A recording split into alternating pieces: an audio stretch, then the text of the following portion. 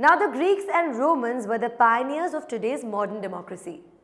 The three main branches of Athenian democracy were the Assembly of Demos, the Council of 500, and the People's Court. Democracy also has its roots in the Magna Carta, England's Great Charter of 1215. That was the first document to challenge the authority of the king, subjecting him to the rule of the law and protecting his people from feudal abuse. Now, the basic definition of democracy in its purest form comes from the Greek language, where the term means rule by the people. But democracy is defined in so many other ways too. And this has led to disagreement among those leading various democracies.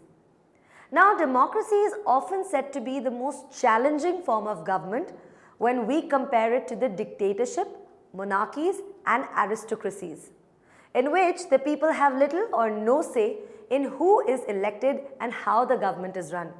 But democracy was not truly defined until the 17th and 18th century.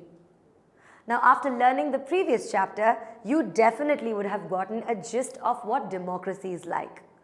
We also learnt about the factors that make some governments democratic and some as non-democratic.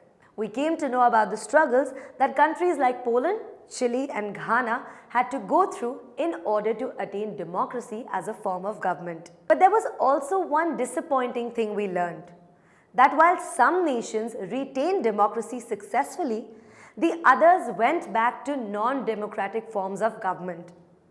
Now, in today's chapter, what is democracy and why democracy, we will build a simple definition of democracy, and step by step, we will work out the meaning of the terms involved in this definition.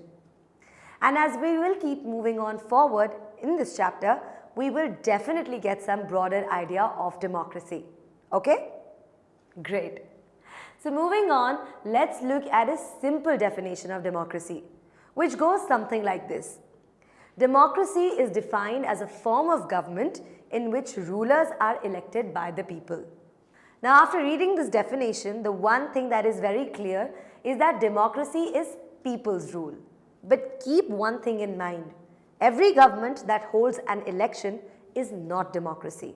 That is why it is very important to distinguish between government that is democratic and one that pretends to be democratic.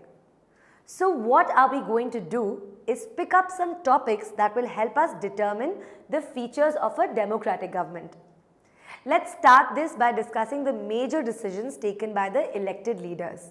Let's take the example of Pakistan. After independence, the country adopted democracy. But in October 1999, General Pervez Musharraf led a military coup and overthrew the government.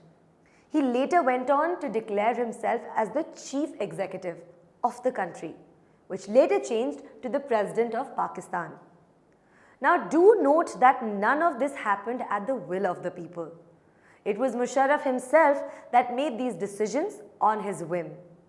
He then went on to pass a law in the year 2002, according to which the President can dismiss the national and provincial assemblies. Now, the work of the civilian cabinet is supervised by the National Security Council, which is dominated by military officers. So, after passing this law, elections were held in Pakistan for the national and provincial assemblies. Here, the elected representatives did gain some powers, but the final power rested with the military officers and General Musharraf himself. This gave him the power to dismiss the national and provincial assemblies at his own will. So while we can say that there was an elected government in Pakistan, it was the will of the non-elected president.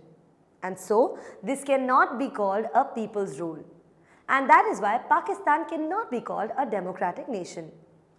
So this gives us the first feature of democracy, which tells us that in a democracy, the final decision-making power must rest with those elected by the people. So moving on, let's discuss the next topic of free and fair electoral competition, which will help us determine the next feature of democracy. Let's take the example of China and Mexico to understand this topic. Now, the election process in China does not offer many options to the people.